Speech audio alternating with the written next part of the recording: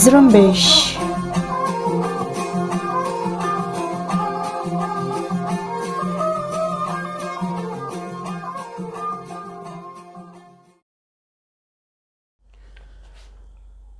شہید آغا محمود جان. تحریر ڈاکٹر جلال بلوچ. عام انسان جب دنیا چھوڑ کر چلا جاتا ہے تو اس کے جانے سے ایک خاندان یا چند ایک عزیز و اقارب مختصر مدت کے لیے کرب میں مبتلا ہو سکتے ہیں. اس کے بعد پھر معمول کی زندگی. اس کے برعکس اگر کوئی ایسا انسان جس کی زندگی کا محور ایک عظیم اجتماعی مقصد ہو، اس کا اٹھنا بیٹھنا، زبان سے ادا کیے ہوئے الفاظ، قلم سے نکلنے والی سیاہی، الغرض عمل مقصد اور فقط مقصد کا لباس زیب تن کیا ہو، تو اس کی جدائی سے پورے معاشرے میں تاریکی چھا جاتی ہے. یہ کرب اس وقت زیادہ شدت کے ساتھ محسوس کیا جاتا ہے جب آپ منزل کی جانب ابتدائی زینہ چڑھ رہے ہوں. حالیہ تحریک آزادی میں دھرتی کے ایسے بہت سارے فرزند جسمانی طور پر ہم سے جدا ہو چکے ہیں جن کی کمی انتہائی شدت کے ساتھ محسوس کی جاتی ہے. کسی تحریک کے لیے 15-20 سال کا عرصہ ایک قلیل مدت تصور کیا جاتا ہے. اس مختصر عرصے میں سماج کو تاریکیوں سے نکالنے والے عظیم رہنماؤں نے خود کو وطن پہ قربان کیا. انہی ہستیوں میں سے ایک شہید آغا محمود جان بھی تھا، جو مدبر و دانا، جو حلیم و حکیم تھا. وہ اپنے علم و فراست کی بدولت جس محفل میں موجود ہوتا سب کی توجہ کا باعث بنتا. دانشورانہ و رہنما کردار و تحریک آزادی سے فکری وابستگی کی وجہ سے آغا محمود جان کی جدائی کا کرب محسوس کرتے ہوئے شہید ڈاکٹر منان بلوچ نے کہا تھا کہ کلات یتیم ہو گیا. دیکھنے میں تو یہ ایک مختصر جملہ ہے، لیکن اس کی گہرائی میں جھانکنے سے ہم اس حقیقت سے آشنا ہوتے ہیں کہ ایسے کرداروں کی جدائی سے سماج میں بسنے والوں پہ کیا اثرات مرتب ہو سکتے ہیں.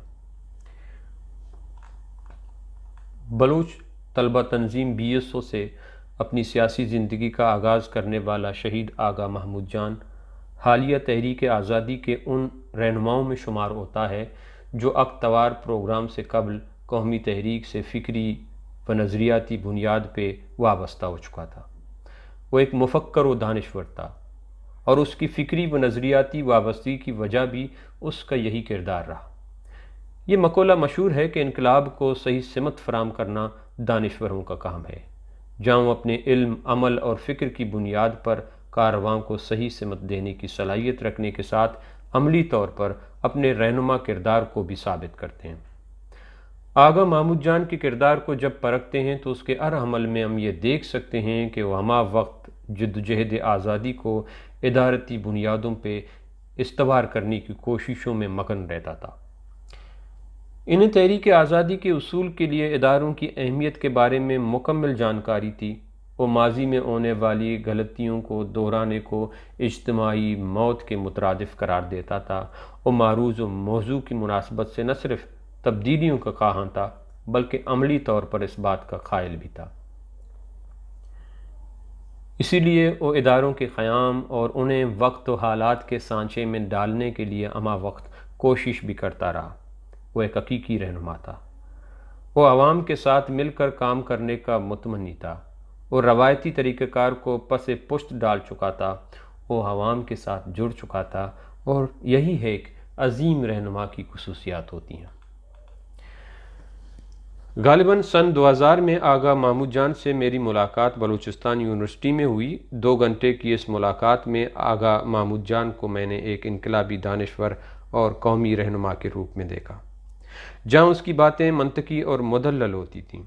آغا محمود جان سماج کا حقیقی معلم تھا. اپنے علم اور مدبرانہ کردار کی بدولت انہوں نے صحیح معنوں میں قوم کی رہنمائی کی. ان کی رہنمائی کی بدولت قوم کی ایک کثیر تعداد جوہد آزادی سے وابستہ ہو گئی جو آج بھی تحریک آزادی کو ایندھن فراہم کر رہے ہیں. جنہیں آغا محمود جان کے مجالس نصیب ہوئے ہیں وہ اس کے دانشورانہ عمل سے متاثر ہوئے بغیر نہیں رہے۔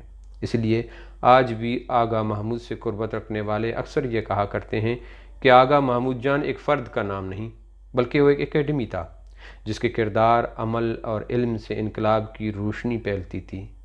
جہاں جاتا لوگ اس کے گرویدہ ہوتے، جو لب کھولتا تو ایسا لگتا کہ بولان کے بہتے ہوئے میٹھے چشمے بولان کی خوبصورتی کو بیان کر رہے ہوں، جیسے موسم بہار میں دشت گونڈین نے اپنی بنجر زمین کی خوبصورتی کو دوبالا کرنے کے لیے گواڑک کے خوبصورت رنگ بکھیرے ہوں، جیسے بحر بلوچ کے دل لبانے والے مناظر جو دیکھنے والوں کو اپنے اندر سما لینے کے ہنر سے آشنا ہیں۔